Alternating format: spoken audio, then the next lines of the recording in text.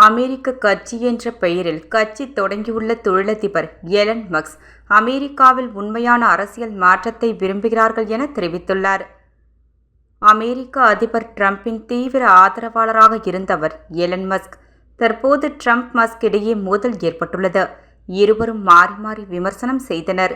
அமெரிக்க அதிபர் டிரம்பை நேரடியாக எதிர்க்க துவங்கியுள்ள தொழிலதிபர் எலன் மஸ்க் புதிய கட்சி துவங்க இருப்பதாக கூறியிருந்தார். தற்போது அமெரிக்க கட்சி என்ற பெயரில் தொடங்கப் போவதாக அறிவித்துள்ளார்.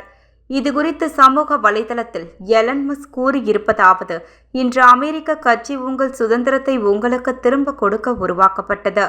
அமெரிக்கர்கள் உண்மையில் அரசியல் மாற்றத்தை விரும்புகிறார்கள். 2:1 என்ற விகிதத்தில் நீங்கள் ஒரு புதிய அரசியல் கட்சியை விரும்புகிறீர்கள்.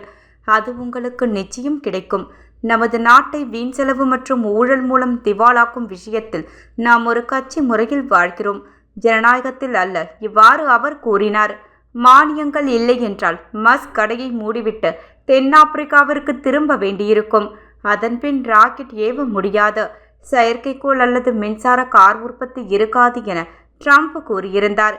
இந்த சூழலில் ட்ரம்பை எதிர்த்து எலன் மஸ்க் புதிய கட்சியை தொடங்கியுள்ளார் என்பது குறிப்பிடத்தக்கது. உலகின் முன்னணி பணக்காரர்களில் ஒருவரான எலன் மஸ்க் ட்விட்டர் சமூக வலைதளம், ஸ்பேஸ் எக்ஸ், டெஸ்லா உள்ளிட்ட பல்வேறு தொழில் நிறுவனங்களை உலகம் முழுவதும் நடத்தி வருவது குறிப்பிடத்தக்கது.